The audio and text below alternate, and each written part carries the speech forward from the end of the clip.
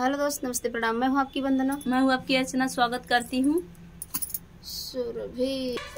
Savita Sinha official के channel पे। आप सबका स्वागत है और हम दोनों बहन मिल के बहुत ही प्यारा कजरी गीत सुनाने जा रहे हैं। सोहर गीत सुनाने जा रहे हैं। कैसे लगेगा कमेंट में जरूर बताना। बहुत ही प्यारा सोहर गीत है। आप लोग से रिक्वेस्ट है कि इस चैनल को ज्यादा से ज्यादा सपोर्ट करिएगा, अपना प्यार दुलार दीजिएगा। के दरी के बनाए का कुइया सुंदरिये का पानी भरई, सुंदरिये का पानी भरई हो। बहिनी गोड़वा चढ़ल वही राजा पुत रानी से राज करई, रानी से राज करई हो। बहिनी गोड़वा चढ़ल रानी से राज करई, रानी से राज करई हो। कहवाई गई तोहरी सासू त कहवा ननद गई, कहवा ननद गई हो। रानी कहवा गए निहारी तोरत पनिया भरन आयु, पनिया भरन आयु। रानी कहवा गए निहारी तोरत पनिया भरन आयु, पनिया भरन आयु।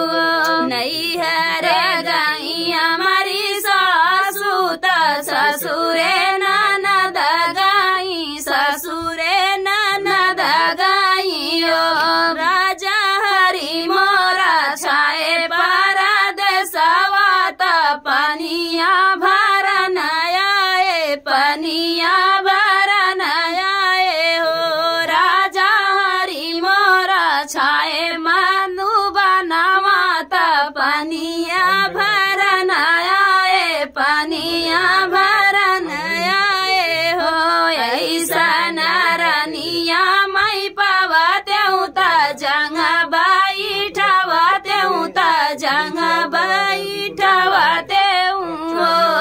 रानी खोली खोली बिरवा कुचवते हृदया बीचे रखतेऊ, हृदया बीचे रखतेऊ हो। रानी खोली खोली बिरवा कुचवतेऊ हृदया बीचे रखतेऊ, हृदया बीचे रखतेऊ हो। ऐसा राजवा मई पावतेऊ नौकरवा लगवतेऊ, नौकरवा बनवतेऊ हो।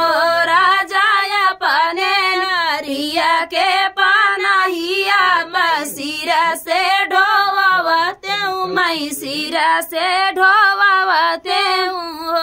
राजा अपने नारिया के पनहिया सिरा से ढोवतेऊ, मई सिरा से ढोवतेऊ हो। कहवा जाय है तोहरा उठन त कहवा जे बैठन त कहवा बैठन हो। रानी कहवा आई सोवा नारिया उहारे जमाई बई, उहारे हम आई बई हो। रानी कहवा आई सोवा नारिया उहारे हम आई बई,